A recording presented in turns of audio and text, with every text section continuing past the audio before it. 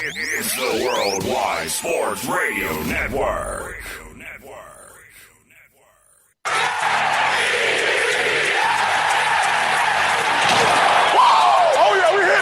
The Painkiller. CJ, the Painkiller. Kevin Jackson. So we need to start acting like a big boy football. It's time for the jet tax to die. You're listening to Weapons Hot on Sports War Radio and the Worldwide Sports Radio Network. Darnold fires one into the end zone. It is caught. That's a And now, here is your host, CJ, the Painkiller, D. Simone, and Kevin Jackson. What's going on, Jets Nation? Welcome to another edition of Weapons Hot, a New York Jets fan broadcast here on the Worldwide Sports Radio Network, the Sports War Radio Network, and quite frankly, any place that you get your New York Jets fans fix. I'm your host, CJ the Painkiller D. Simone. I'm normally joined by my co-host, Mr. Kevin Jackson. He is currently having some technical issues, and he will actually join us in a little while once his technical issues have been resolved.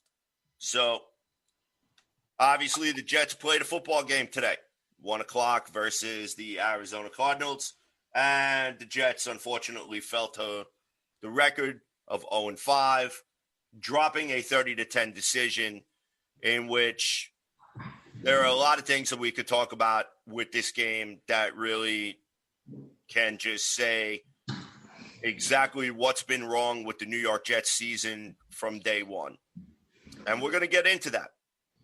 But right now, I want to bring on a very special guest, ladies and gentlemen. I want to introduce Mr. Dave Hanna. Dave, welcome to the Weapons Hot broadcast tonight. How are you, my friend? Thank you, sir. I genuinely appreciate you having me. It really is an honor to be on. And I am more than happy to talk some Jets football, whether that be for good or bad. All right. So really quick, this is obviously the first time that Weapons Hot fans are hearing the sound of your voice, and they might not even know who you are. So please take a few moments. Tell us a little bit about yourself, and most of all, how you became a long-suffering Jet fan like all of us that are tuning in. Yeah, so I've been known to be long-winded, so I'll try to keep it as short as possible. But so I'm 29 years old. I'm from Central New Jersey, which, let me tell you, Central New Jersey does exist. I'm from Branchburg, New Jersey. It's essentially west of Staten Island. But my first memory of of rooting for the Jets was my father and my godfather burning a John Elway jersey at the stake in 1998 of the right before the AFC Championship game.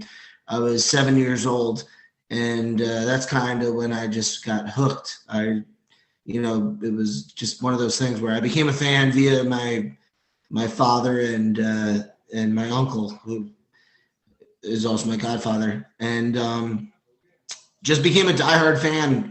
Just really loved the team. It was also a combination of the fact that a lot of people that I grew up with were Giants fans and kind of like, talk badly about the Jets. So it made me even more passionate about it. Dave, really quick, tell us a little bit more about the protest that went down. I mean, obviously, all of us, we all looked at the protest. We saw it on Facebook. We saw it on social media. You actually attended this protest. Tell us a little bit exactly about what went down during this protest. So I had seen it on Twitter and didn't necessarily have any plans of attending it, but just happened to be off that day of work. And it's an absolute joke that we're still going through this season with him as the head coach.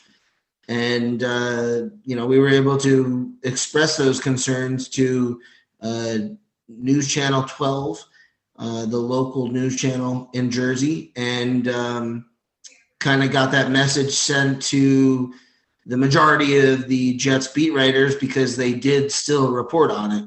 So in my opinion, even though, the show out was not necessarily what people were expecting, I think it still kind of conveyed the message. I mean, it ended up they ended up showing me on the Fox NFL pregame that Sunday. So, the point being, like, the message got across that the Jets fans are tired of Adam Gase.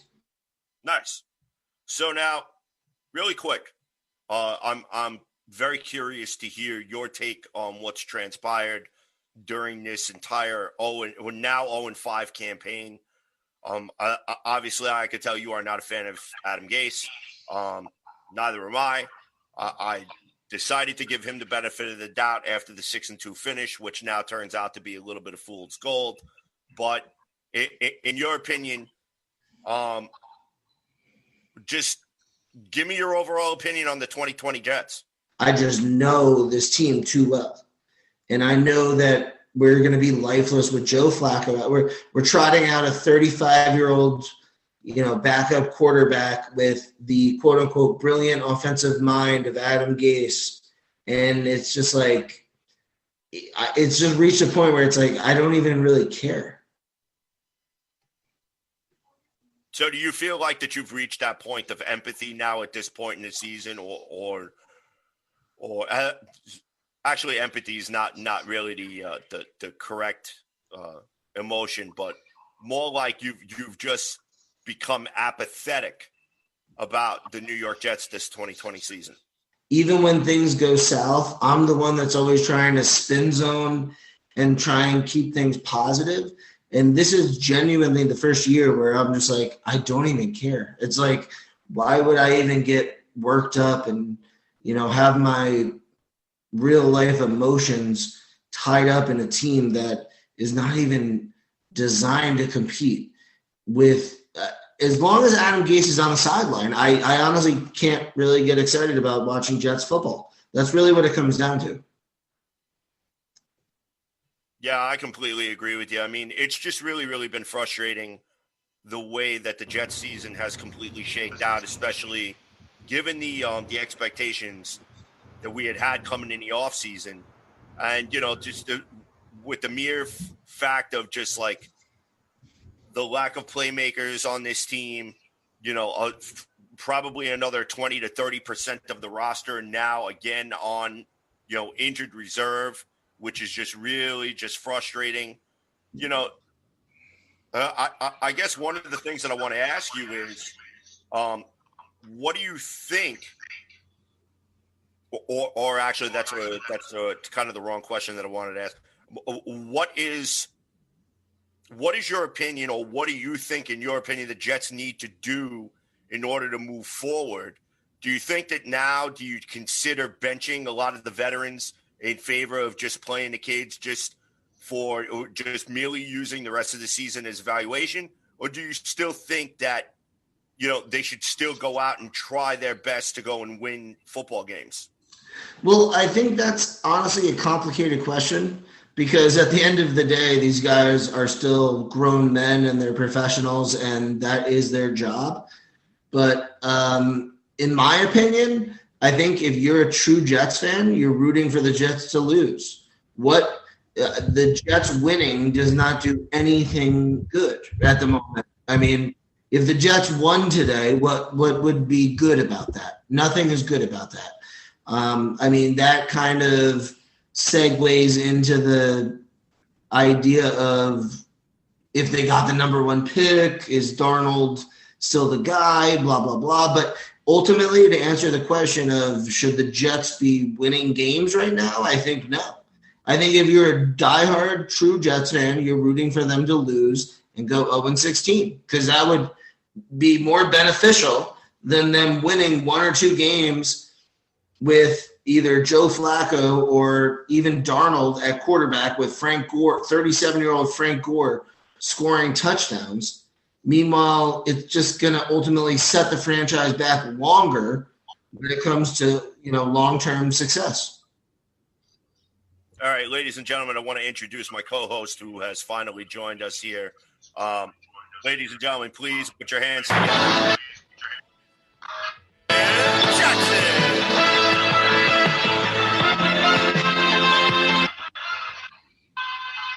So I needed to play the intro music there for Jack. So, Jack, talk to me. What's going on? Yeah, I appreciate the intro once again. Thank you for having me, everybody. Another episode of Whipping Hot. I'm really excited about having our guest on with us today.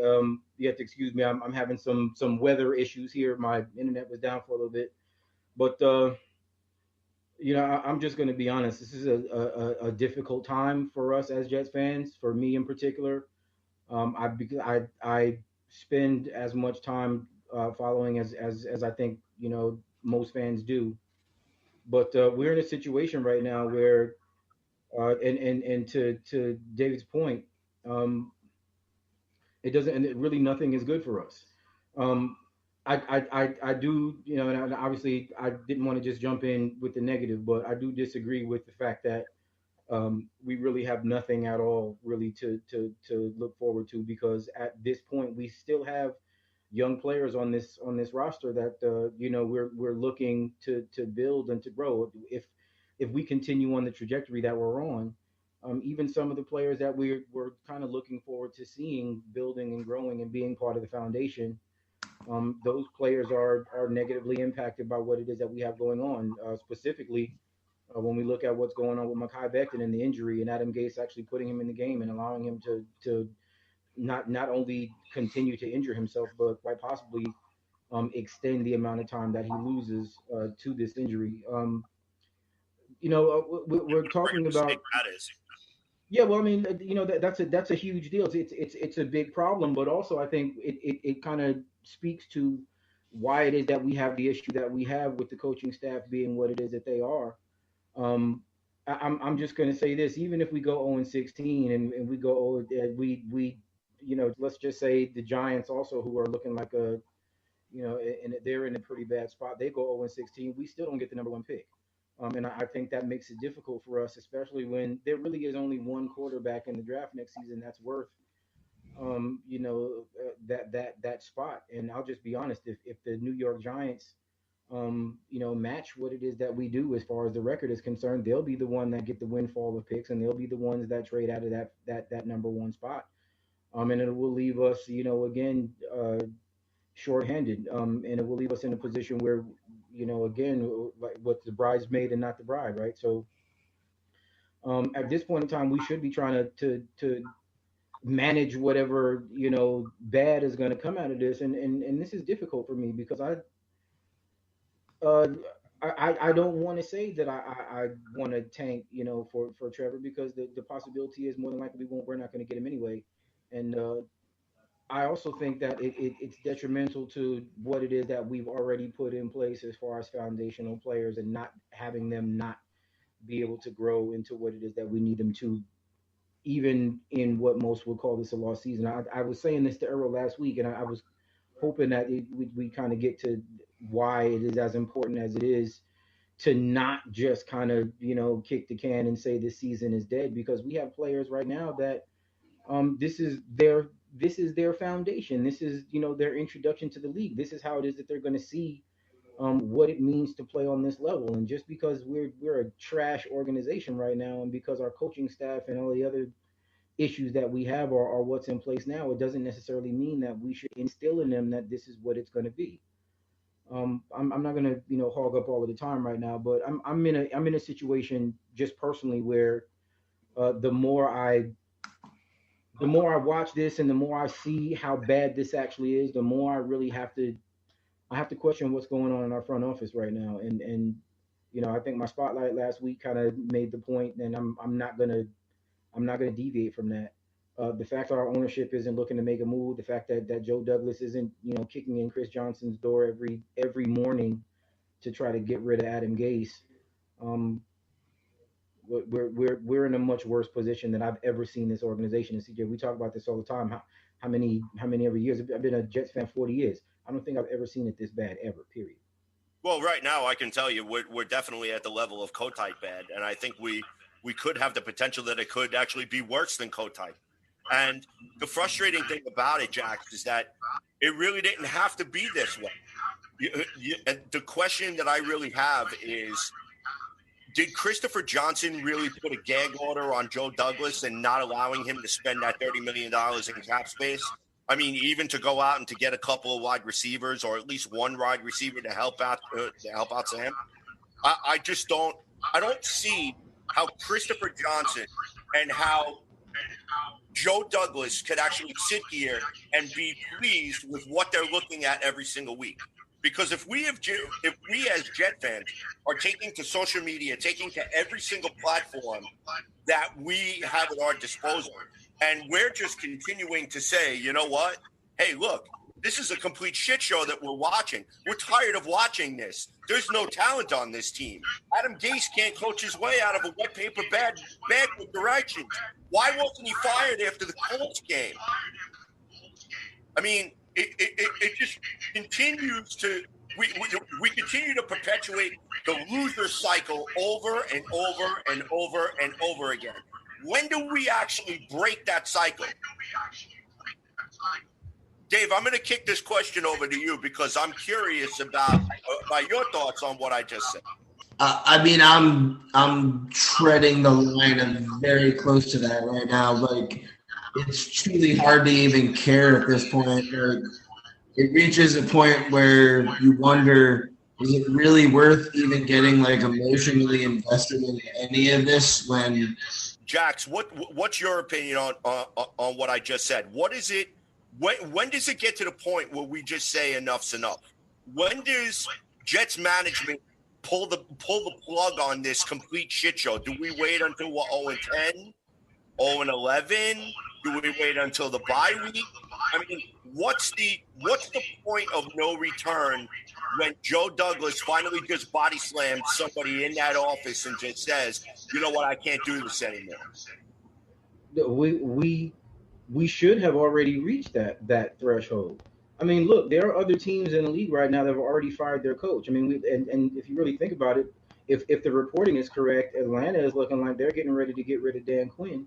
And if the reporting is correct, then maybe Monday, Tuesday they'll get a press conference, and they'll go ahead and they'll make the move in that regard. Look, when I said last week that until Christopher Johnson or Woody or whoever is in charge of making that decision right now, until that person pulls the trigger and makes the move, every week that we continue on the path that we're on is pushing us backwards. We're going backwards every week. So look, I hear the commentary. People are talking about, Joe Flacco is possibly going to come in, and all of the folks who thought we were going to win this week and we're going to play better this week, and all of that nonsense. The fact of the matter is that those things aren't what is making the most impact on the situation the way that it is. And it's the coach and it's the coaching staff and it's not it's the general manager not having the ability to make the necessary moves to make the changes that need to be made. Look, if he's in charge of player personnel, which is what he should be, the fact that he's still bringing in what's his name, Balaj, who ended up getting released, the fact that they actually tried to trade for him, they actually tried to give up a draft pick for that kid. And then bring him in and have him stink up the place and then get rid of him like 2 weeks later. That just kind of goes to show that something in the mix isn't right here. And if it is Adam Gase and Adam Gase's aversion to actually having quality players on this team, that is a huge issue. Who's responsible for that? Whose ass really should be on the line when it comes to making the necessary changes, including getting Adam Gase's ass up out of the building? All right? I don't know. I can't call it. But what I'm going to say is that until that problem is rectified, until the ownership gap that allows for, this equal reporting nonsense to continue, until that's resolved, it's going to continue to be trash, and we're not going to see any progress. What we really kind of do need to see right now is something different. Jordan Jenkins said it this week. We continue to do things that we have done and they haven't worked. Insanity, the definition of, and I said it again last week, until we start to do things differently, including firing the coach midseason, we're going to continue to get the nonsense that we've been getting. Look, you make great points, CJ, and I'm gonna say this, and I want to wrap this up, but we're beating a dead horse here. There isn't a Jets fan who watches this team that doesn't recognize where the issues lie. And some of them, they maybe haven't gone to the points that we've discussed here as far as saying that even Joe Douglas at this point in time, and just if you have been following the show, thank you. If you've been with us, since the beginning, that you understand. A few weeks ago, when I said that Joe Douglas is actually or excuse me, is not going to, is now part of the reason why we have the issues that we have. If he is not able to make the moves that we need to make, I think you're missing the point. I mean, there's a lot of blame to go around. There's enough blame to spread. But we need to kind of make sure that we recognize the tiers of what is most important and what is not. Having the difficulty with the players that we have on this team and the JV caliber talent for the most part, that is difficult. It is on Joe Douglas slightly. Joe Douglas is coming in. He's trying to change things around, what have you. But we still haven't seen much from his draft picks either, other than Mekhi Becton and Braden Mann, who I'll still say is 1 and 1A as of right now, because Mann's been able to play every week, right, and Mekhi is hurt right now. I don't want to take anything away from him because he's playing at a high level when he is in the game. But we haven't seen much of anything from anyone else. So until you see the benefits of what it is that he has put in place, the jury's still out on him also. We saw Mike Maccagnan bring in first-round guys and have those first-round guys, be good for whatever period of time. But then we also see that Jamal Adams is on another team right now. So yep. Until Joe Douglas puts some hardware on the wall here, until we actually see his draft picks kind of step up and make that turn and make this a functional team, he is not exempt from any gunfire that we're going to shoot at him. So as of right now, every week until something changes, it's going to continue to be trash. Period. I want to laugh. I want to have fun. I want to be able to look at this and enjoy this and say that, other than Jamison Crowder, we have some offensive talent. But as of right now, Adam Gase is going to destroy any possibility of any offensive talent on this team being able to be seen. We have Le'Veon Bell as a New York Jet. Le'Veon Bell is a New York Jet. Yeah. Where is Le'Veon Bell? He still continues to get misused. He has to split carries between he and Frank Gore. And I mean, look, Frank Gore has actually played okay. But you want to know something? This is the time now where they should start to be injecting LaMichael Pirine into this lineup. We actually saw LaMichael Pirine on 2 different special teams plays. An area in which he really does not play that much on. Why are you going to have this kid returning kickoffs? Okay, and where the fuck is Jabari Zuniga? Where is he? He should be on this team. He should be active. Why is he not out there? This is as frustrating as it'll get. And I mean, I'm just going to say it because I think Hannah, when he was on with us, I think he kind of did make a really valid point. And when you watch what it is that we are fielding every week, how could you be emotionally invested in this team? How could you be emotionally invested in what's going on here? I'm trying to be mindful of my own mental health, because I realize that if I do spend as much time being as angry as I should be based on what it is that I see, I'll be pissed off all day, every day, and I won't get anything else done. I've got too much going on in my life right now to allow this BS product to stop me from doing what it is that I need to do. But I'm going to say this. We cannot, as an organization, we cannot punt on this season. We just can't do it. There's too much at stake. We don't punt on a season when we don't have – look, Mekhi Becton is not going to make his second contract here if we don't do something. And Mekhi Becton is looking like a generational talent when it comes to the position that he plays, because he's manhandling grown-ass men week to week as a rookie.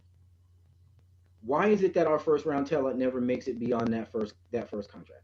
Sam Darnold doesn't look like he's going to make it beyond his first contract here. The only people that we've had to even make it seem like we're moving in the right direction, they're not going to make it. Marcus May is not going to make it to his second contract here. Because I'm going to tell you, if anyone offers anything else outside of what it is that we offer, they'll take it in the league.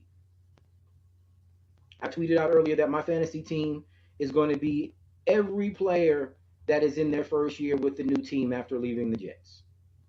Because everybody that leaves here balls out. We yelled and screamed about why it is that they wouldn't re-sign Robbie. And I actually had knuckleheads talking to me about how he's not worth $10 million a season. You're idiots, all of you. Anyone that ever said that Robbie Anderson wasn't worth that money, look, you don't have to like it. You know what my Twitter is, @SpottyBlackman. Hit me up. You're a fool. You're a moron. You've missed the entire point about what functional football is. I don't care. Be mad, die mad. There's a reason why Robbie Anderson is averaging what it is that he's averaging over there, because there's an offense that knows how to put players in position. Robbie was our number one guy. We make some of the adjustments that we needed to make on offense, albeit with Adam Gase, as our coach. And Robbie is still an effective playmaker. One trick pony. Look, I'm gonna let that go, because again, I think anybody that recognizes what it is that real football looks like, you can be mad if you want to be. You can say, oh yeah, we'd still be 0-5 or whatever if you want to be. But the fact of the matter is that Sam Darnold, who we were looking at to build as our franchise cornerback, is now in a much worse position. Joe Flacco, who is, to be perfectly honest with you, he may actually end up starting again next week. Yeah, he probably will end up starting again next week, because we really don't know the status of Sam Darnold and that separated shoulder. But really quick, I just want to go over just a couple of notes from this game. Joe Flacco actually finished the day 18 of 33 for 195 yards, average 5.9 yards per carry with a touchdown. He was sacked twice for 17 yards. Kyler Murray finished the day 27 of 37 for 380 yards, 1 touchdown, 1 pick, 1 sack for 11 yards. John Franklin Myers actually getting his first sack. So that was actually good news. Le'Veon Bell, we just talked about him a little bit, 13 carries for 60 yards. Frank Gore, 9 carries for 30 yards. So Joe Flacco actually showed some wheels in this game, 4 carries for 20 yards, and actually had a couple of scrambles in which he kept a couple of drives alive. So that was actually pretty nice. And then, one of the things that really just here's another one too. Jamison Crowder, 8 receptions, 116 yards today. As long as it was the 52-yard bomb that he caught, okay? And he was actually targeted 10 times. Now, look, I was one of the people who had said, you know what, if Robbie wants to go sign somewhere else, fine. That's fine. Okay, so I'll throw myself out there in saying that.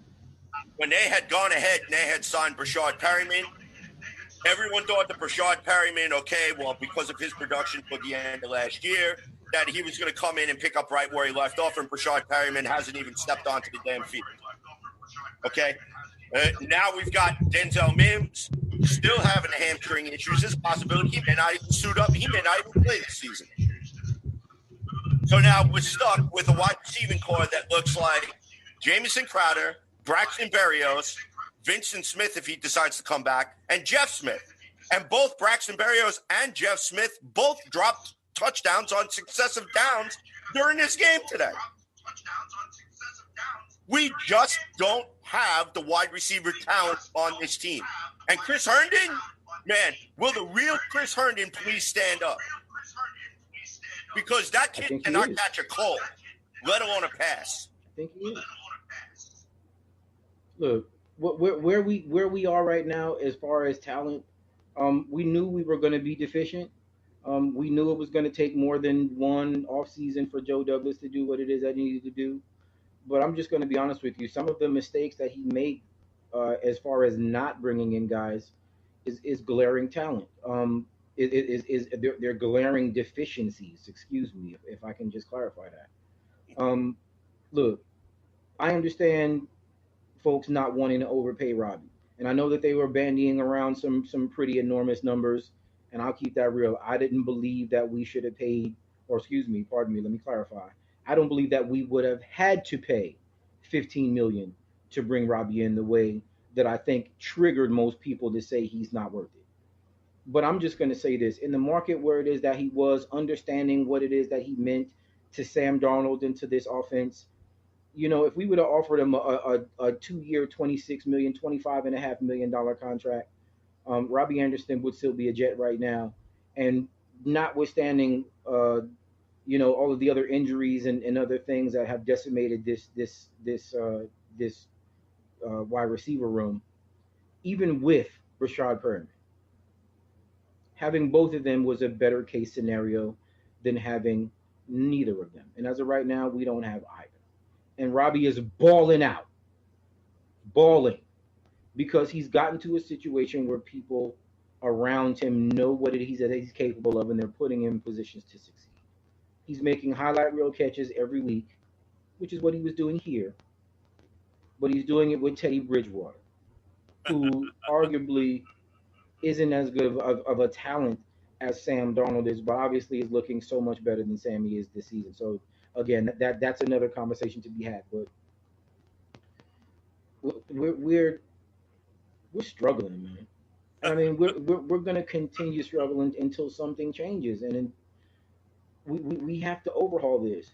Even Greg Williams, man, I'm going to tell you right now, Greg Williams is looking like he probably shouldn't make it to the end of the season either. No, he probably and that's difficult because yeah, well, I mean, last season Greg Williams was what it is that we kind of hung our hats on and said that was going to be that one of the only bright spots and one of the solid aspects of what it is that we bring into the season, and it wasn't it. He's not it. He hasn't been it.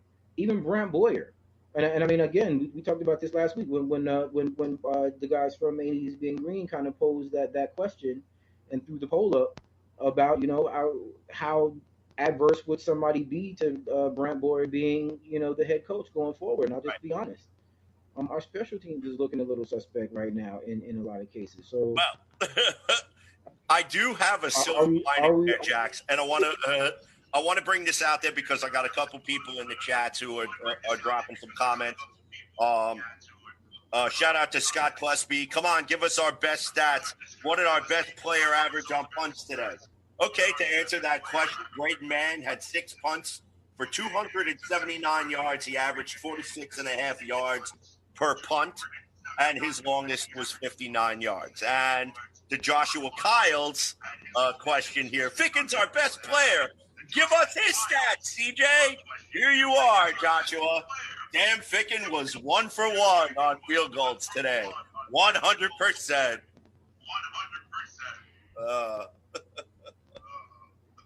I look. If I didn't vow to stop drinking, last week, I would be smashed right now. I probably wouldn't even be able to do the show. But I just realized that every weekend, I'm going into the work week on Monday with a hangover because Sundays I'm just completely trying to escape this nonsense, man. I'm a Jets fan. Most of the people I interact with, we've been Jets fans. There hasn't been another team. There hasn't been anything else. Yeah, we might have some peripheral guys or teams that we follow and watch on occasion, what have you. But I'm a Jets fan, man. I've always been, and this is hard for me. This is really difficult for me because we continue to really just feel the worst possible product week in and week out, and it's getting on my nerves, man. It really is. It's killing me right now, and I don't know what else it is that we need to do, but something's got to give. Well, if it does make anything even worse, this is probably just going to pour gasoline on this already just ridiculous dumpster fire. But here's something here. All right. Listening to the post-game press conference today on 98.7 ESPN.com, Adam Gase was asked the question, do you feel frustrated right now? Are you frustrated with the way things are going? And his response was, well, I think everybody should be frustrated. We're 0-5. We're not doing a great job. Prior to that, Rich Cimini asked him a question, in which he asked, well, what do you think that you need to do in order to try and get this turned around? And you know what he talked about? He talked about practice.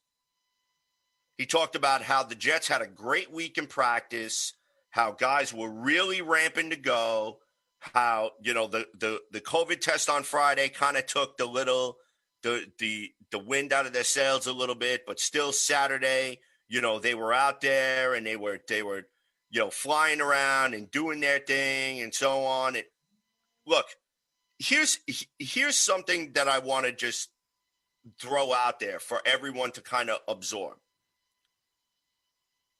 Nobody gives a rat's ass about practice. And do you know why? Do you know why, Jax? I'm going to tell you why. Yeah. Because if you cannot replicate what you do in practice during game day on Sunday, then I really don't give a damn what you do during practice. You all could sit around in a big circle. Somebody could go get a ukulele, and you could all hold hands and sing Kumbaya. Okay? You could run wind sprints from the 50-yard line to the end zone and back again. Y'all could even go and have a team community outing and have a big bowling fiesta where y'all could have a team bonding night. But you know what? When you come out on Sunday and you have a performance like you had today, when you come out last week against the Denver Broncos, against the third-string undrafted quarterback, and pretty much 70% of the Broncos roster on injured reserve or on the disabled list, and you still lose to them, and you come out week after week, and the product doesn't look better, it looks the same as it did the week before, or it looks worse, what good is practice? What are you actually doing in practice? So when I hear practice at a press conference, especially a post-game press conference in which you just got your ass handed to you on national television, again, that does nothing for me. It does nothing for me. Look, you're again, you're preaching to the choir right now, and look, I'm glad that you guys that are following us are following, and I'm appreciative that you're interacting with us, and I kind of want to just kind of pose this question to you guys in particular because I am interested in you guys' opinion. When do we as fans really just begin to tune out? Because I went into this game today thinking I wasn't going to watch. I'm just going to be honest with you. I was like, you know what? My expectations are extremely low. If I were a season ticket holder, I would be asking for a refund. I'd be pissed. There's no way that I would continue to support this organization with my hard-earned dollars, especially when they're doing what it is that they're doing to us by not giving any consideration to the product that they're putting on the field. So, I mean, when do we tune out? I mean, we're literally going over the course of these next couple of weeks. Or what do we have? Do we have a Miami next? Am I correct in that? We have Miami coming in, or is it? I could actually tell you who we have next. Yeah, because I don't have the schedule up in front of me right now. Excuse me, but look, just the continuing drama. It is mind-numbing. I am completely and totally at a point where I feel like if I don't get numb to what's going on, I'm gonna hurt someone because I cannot continue to do this. And look, I don't even live in New York, so I mean, I'm surrounded by people who are Dallas Cowboy fans. Oh, and shout out to Dak. That injury was man, that was horrible. It's another reason why, and I say this again, it's another reason why I always advocate for the players in contract situations because that happens. You know what I'm saying? But hopefully he'll come back. Obviously I'm not a Dallas Cowboy fan, but I always hate to see when something like that happens to any player. Period. So, just to move on, this is what I'm talking about. We have guys that are going out, and we have young guys that are putting their careers on the line by playing for this team. And I think we heard, J.J. Watt kind of had to say or do what it is that he did to get Bob or Bill O'Brien or whatever his name is out of Houston. We need to have somebody step up and say something. I know it's good to to be politically correct and say the right thing, but there's no way in hell that these guys can be practicing the way that Adam Gase says that they practice, and we continually get mopped the way that we do, unless what it is that we're doing is just we're going up against horrible offense and horrible defense in practice, and that's the reason why we can't do anything against any other team. The Cardinals played bad football today, and they mopped us. The Cardinals could have hung 40-plus points on us if they wanted to. It's a reason why I said I was going to throw $100 on the under because I 46, 40 was it 42, 42.6 or something like that, I think it was, and I couldn't do it. I knew we weren't going to score, but I was expecting them to put up 40. I really was. I was expecting them to blow us, and they played horrible football, and they still mocked us by 20 points. Adam Gase is a scrub, dude. Adam Gase is like the worst coach in the history of any organized sports. And I mean, worse than Walter Matthau and the Bad News Bears or whatever that was back in the days. He might as well just go ahead and crack a beer and light a cigarette and sit down on the bench because he's a bum, yo. He's a bum. I cannot with this. This is literally the worst I've ever felt. I mean, we've had some bad seasons. CJ, come on now. We've had some bad seasons. Again, we can go back to the Coach Tyler. We can go back to all of that. We've had some bad seasons. I don't ever think I felt as hopeless as what it is that I feel right now. Yeah, I can agree with that. I think the closest that I feel for the hopelessness that I feel right now has to be back in the Bruce Koslet days. Because, during the Bruce Koslet days, there were times where he would just go during press conference after press conference and just put his foot in his mouth, and it was just absolutely ridiculous. There were times that I wish that we could just tell him, just shut up, please, just don't speak. So, but there were also times during the Rex Ryan era where we also felt the same way as well, where he's getting mad, especially with the Thanksgiving game, the butt fumble.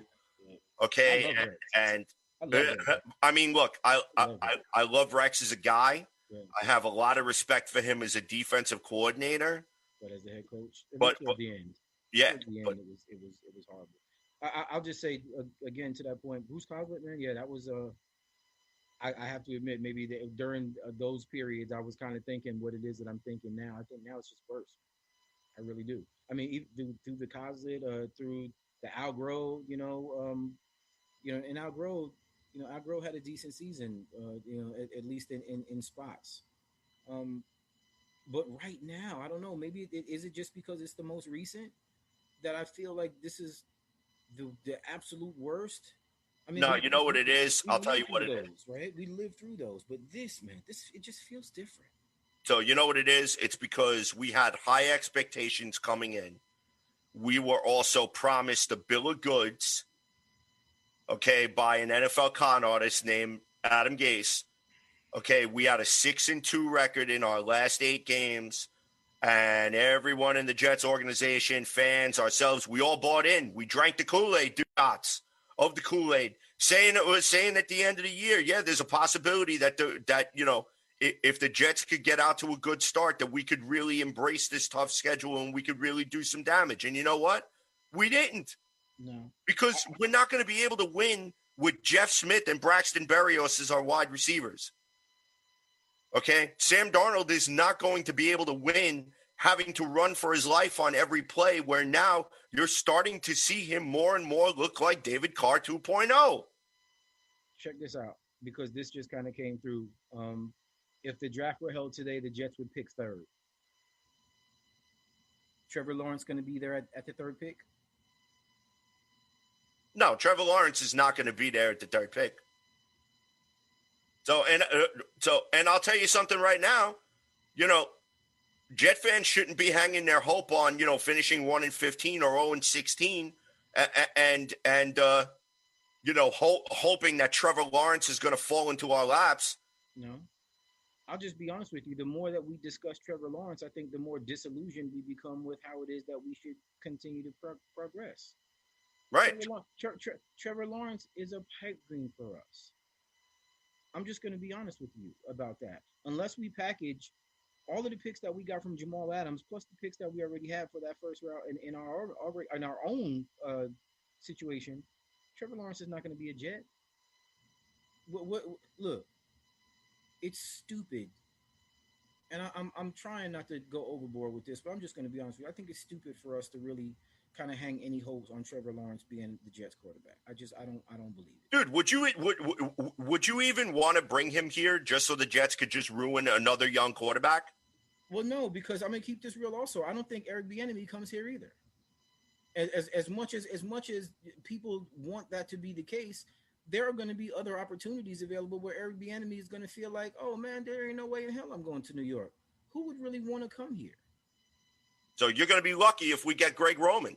We're going to be lucky if we get anyone. We're going to be lucky if Soupy Sales is our damn coach next season. I'm serious, man. What the hell is going on?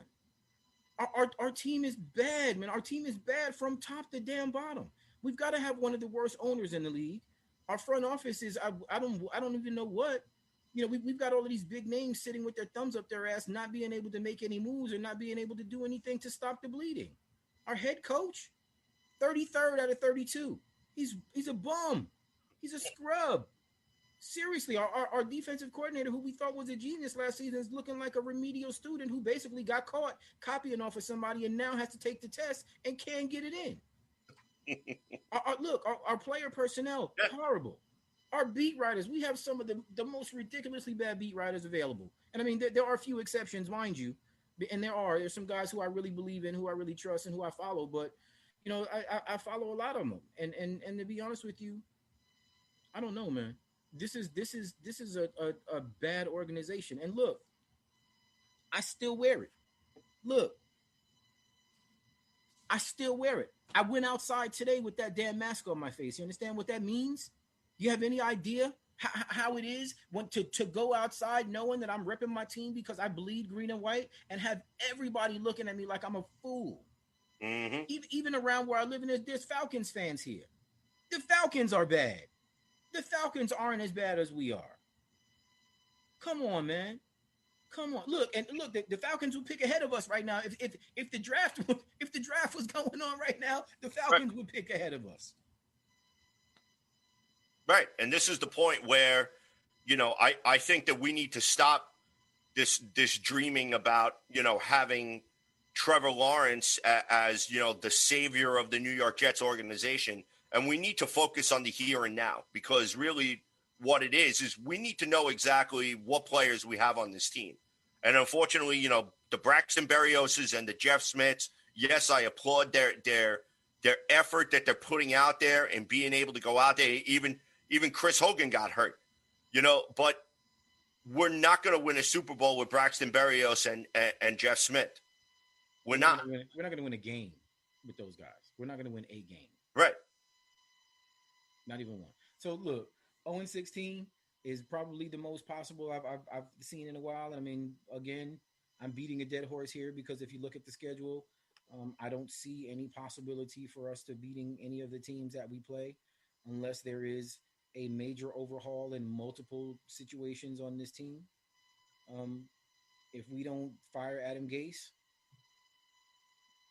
nothing changes. Actually, excuse me, let me clarify. Because something does change. It gets worse.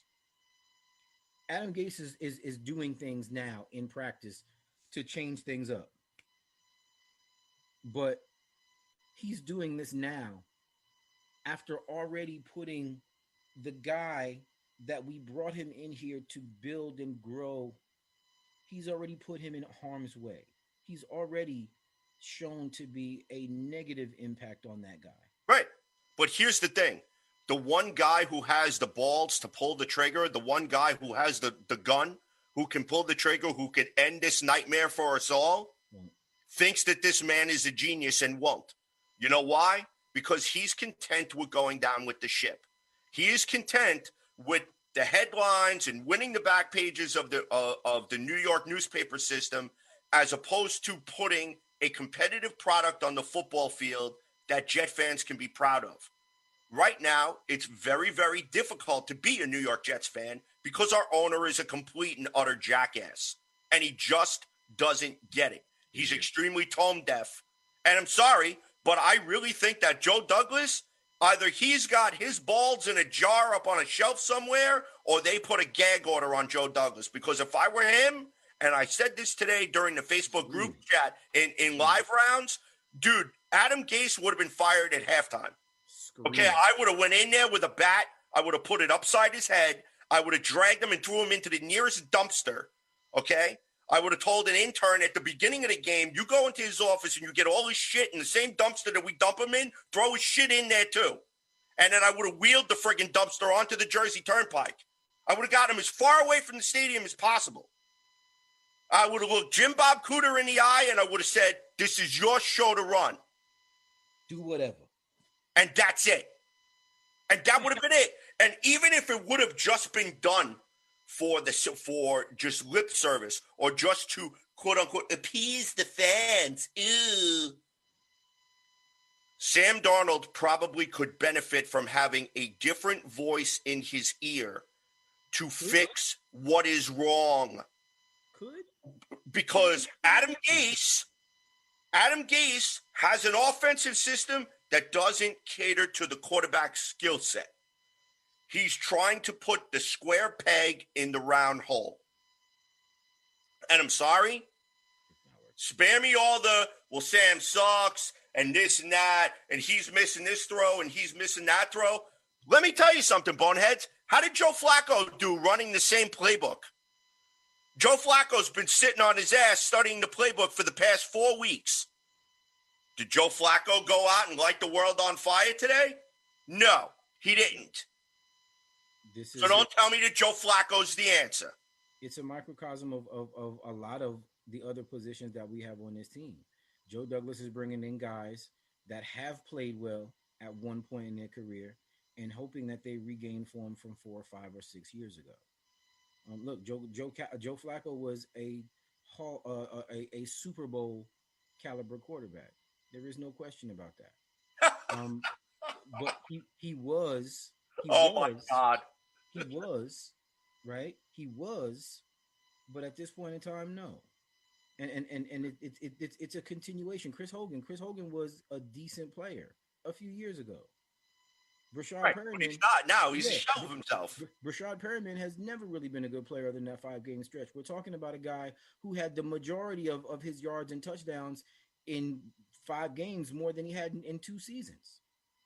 And this is the guy that you're bringing in saying that he's going to be better than, he's going to step in and be better than Robbie. Please.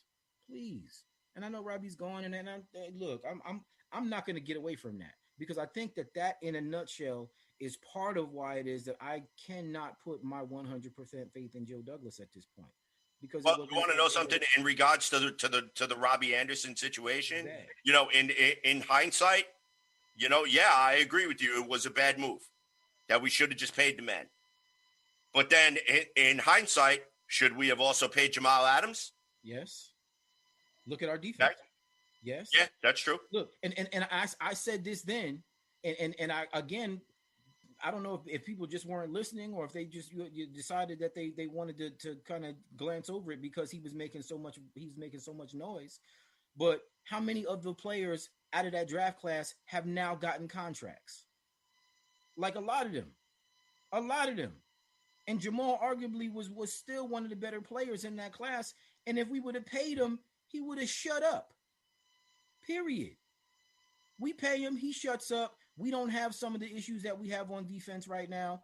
Look, just to keep this real, we pay Jamal, we pay Robbie, and we're not looking the way that we're looking right now on either side of the ball. And in a vacuum, those things by themselves, they may not appear to have, that much impact on what's going on. But if you really look at what it is now, The fact that we didn't do it is the reason why we're looking at as shitty, excuse me, as we are right now, because that's just the bottom line.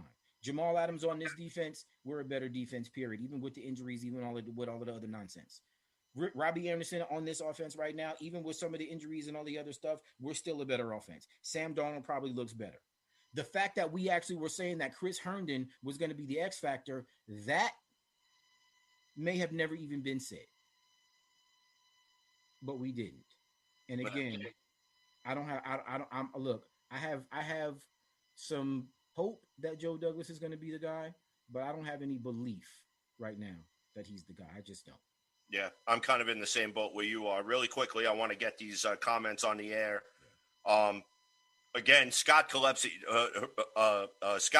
just completely blowing up the chat today. He asked, is he giving out Twinkies? I'll block like hell for him if he is. Okay, good deal. In response to firing Adam Gase, he can't fire him. They're on the same level. Joe probably wants to fire him but doesn't have the authority. Look, at that point, I don't give a shit if Joe has the authority or not. You kick in the fucking door and you tell the owner, this isn't working out. It's not. It's working out. It's not working out. He's got to go, and that's it. And then he chimed in again with, it puts the lotion on when it's told to. Right. So Silence of the Lambs reference there, which a good one at that. Good one. So, and he also said, am I the only one who's missing Dave? So shout out to Dave Hanna. He's been having internet issues where he's at over in Michigan. I had told him to, restart his computer and to try to come back on, but apparently I guess that didn't work out. In regards to Jamal Adams, he said, no, Jamal was a cancer in the locker room. And then our comments about Herndon being the X factor. Yeah, Herndon, now that's funny. So, yeah, we get it. Herndon and pretty much all the tight ends this season have been a huge disappointment. But then again, it's not as if that, Adam Gase has actually used them properly. And there's a lot of blame to go around through this entire organization. And just every week when you hear them talk, when you hear their press conferences and stuff like that, just makes you more and more mad because it just seems like that they just they're tone deaf to what's going on. The fan base is growing completely apathetic. They really just don't care. And I mean, they're even starting to lose some of the diehards. Even some of the diehards are now going from, dedicating themselves to watching the game 100% to maybe just tuning in the red zone or something like that. So, it's just frustrating right now all around. It's frustrating to be a New York Jets fan because we just continue to see the same shit over and over again. We continue to see this team self-destruct. And again, Scott had actually mentioned earlier in the chat that he feels like we didn't play anybody this season so far, and we're 0-5. Yeah, that just tells you how bad it is that we actually are. Right. So I mean, the 49ers, we played their JV team and we got smoked. Really, I think the only one who we really played for that was maybe close to 100% healthy was the Bills and the Colts. But everybody else that we played, save for the Cardinals today, everybody else has been a mash unit, and we haven't been able to friggin' sneak a win against a JV team because we're talentless right now, and not only are we talentless, but we're like a rudderless ship because Adam Gase is really willing to steer us into the rocks in order to save his own job, and he's doing a horrible job at it. None of what it is that we. And I didn't come into this season with expectations. I had hopes, and again, if you follow the show, you have to remember, I said this earlier. I said the only way that we perform even halfway decent is if Adam Gase can get himself together, if he can manage the coaching staff, he can do what it is that we needed for him to do to kind of. I don't think he can. He has no ability to do it. No, he can't. He just, at this point, there is nothing that he can do. He's not capable. And look, I want to touch on this point because, again, Scott has made a point about Jamal Adams being a locker room cancer, but Jamal Adams was the face of this franchise going back before all of the issues when he realized that he needed to get the hell away from us. So there was no talk about Jamal Adams being a cancer in the locker room until after all of the nonsense when he literally went nuclear. Okay? When Jamal Adams is in that locker room, we're a better team. Period, point blank, hands down. You can put up with certain issues when you're able to win games and when you have the very best player on the team being that guy. So I mean, be mad at the fact that he did what it is that he did, but I don't think Jamal Adams gives a shit right now because he's over in Seattle and they're winning games and they're looking to be he's in a much better position. And just like he said, he'll take less money to be on a team that wins. And anybody that you can be mad at Jamal Adams if you want to. Jamal Adams was right. And also, Jamal Adams left a vacuum on this defense that hasn't been able to be filled by multiple players. Yep. So I can understand you wanting to feel that way, but Jamal Adams wasn't a cancer in the locker room until we started to lose, until he started to really kind of go off the rails. And I'll just say this: when he's in the locker room and he's playing, there's certain things that if you've ever been in the locker room, there's always divas. Your quarterback's a diva. You know, your star linebacker, your star cornerback's a diva. Deion Sanders a diva. Okay, but they're not cancers to the locker room. They're the best players on your team. And if nothing else, you'd want to try to emulate them and be like them in certain regards when it comes to how it is that they prepare and how it is that they play. If you're trying to tell me that this defense wouldn't be better with Jamal Adams right now, I don't know what to tell you. There's really no way that I can even justify that. I mean, it's the reality of where it is that we are right now. So I get it. Say whatever you want. Say whatever it is that you want to say. The fact of the matter is that the proof is in the pudding, and the pudding is horrible. It's thick, it's lumpy, and it tastes like shit. All right. Do we have on to the next right now? I don't even know. Lord have mercy. Well, I think it's time for the spotlight, so here we go. In the spotlight with Kevin Jackson. Spotlight. All right, Jax, who we got in the spotlight tonight? All right, look, I kind of kicked around this a little bit today because I knew we were going to come to this point, and I'm just going to be honest with you. Who's in the spotlight this week? Your local liquor store, your local weed man, the guy you get your drugs from, whoever. That's who's in the spotlight this week because there's nothing at this point in time on this team that I can point to and say with any consistency other than who it is that we were. Look, Jamison Crowder's a beast. We knew that. He shouldn't be the only one that's actually playing well at this point. Unfortunately, Factory of Sadness!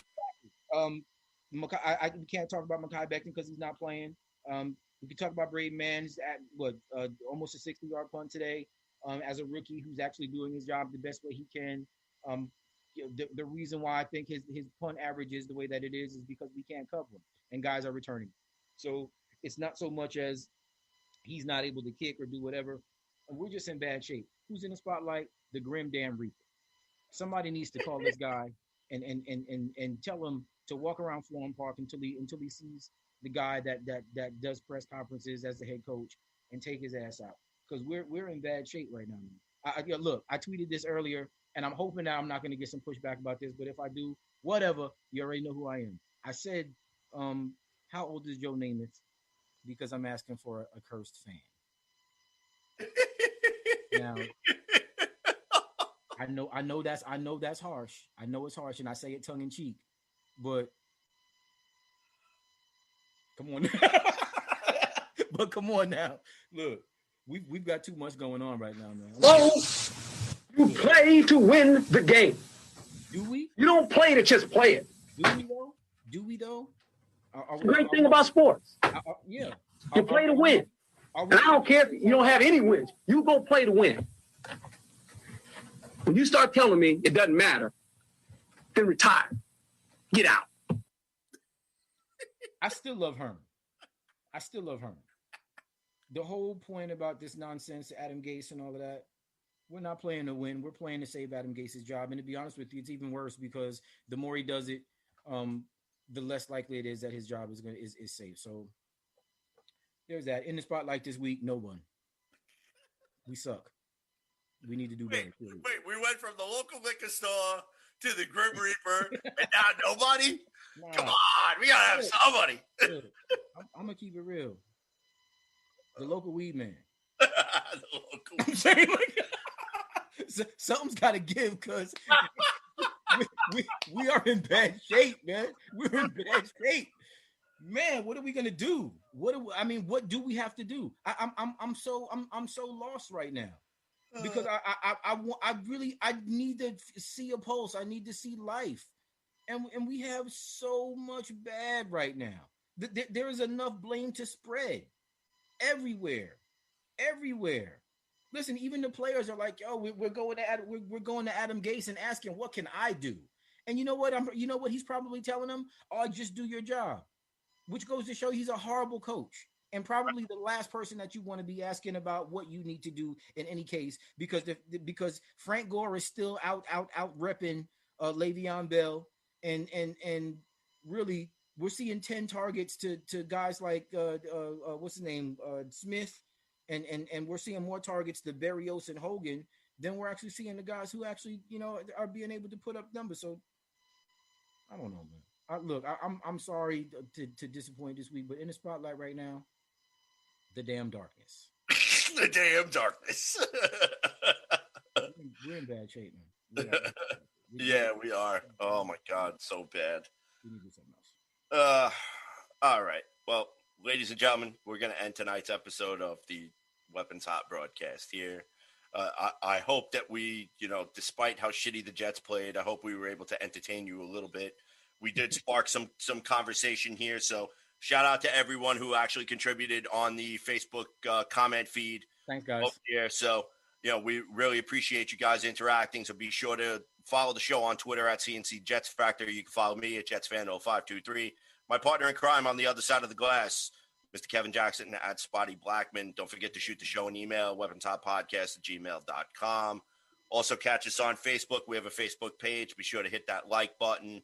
Message us or message you right back. We love to talk New York Jets football with fans out there. Also leave us some feedback on how we're doing, because we're always curious to hear what the pulse of Jets Nation is thinking about what we're doing here on Weapons Hot. Also shout out to the Worldwide Sports Radio Network. You could also find us by downloading the Worldwide Sports Radio Network app.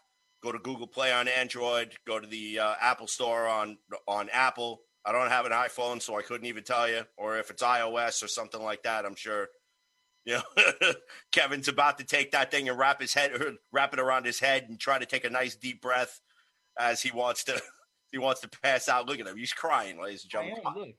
Can we get a win for my co-host, please? Look, I'm getting so much pushback because I want to put my Jet stuff up on the wall, and everybody's like, "Who? Do you want to put what? No, hell no. We don't want to see that shit in here." Come on now.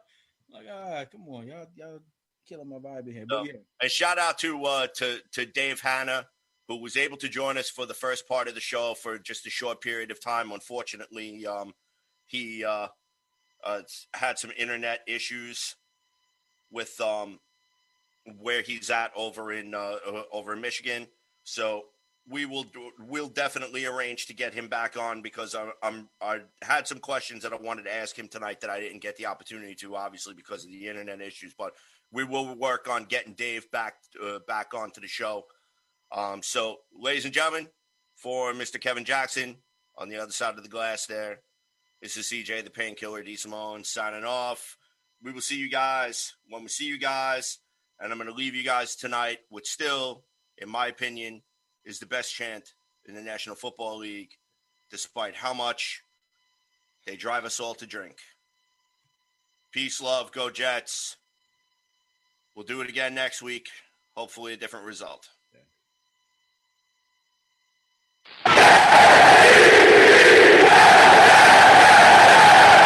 Good night from Armory Studios, ladies and gentlemen. Weapons Hot, signing off. It's the Worldwide Sports Radio Network.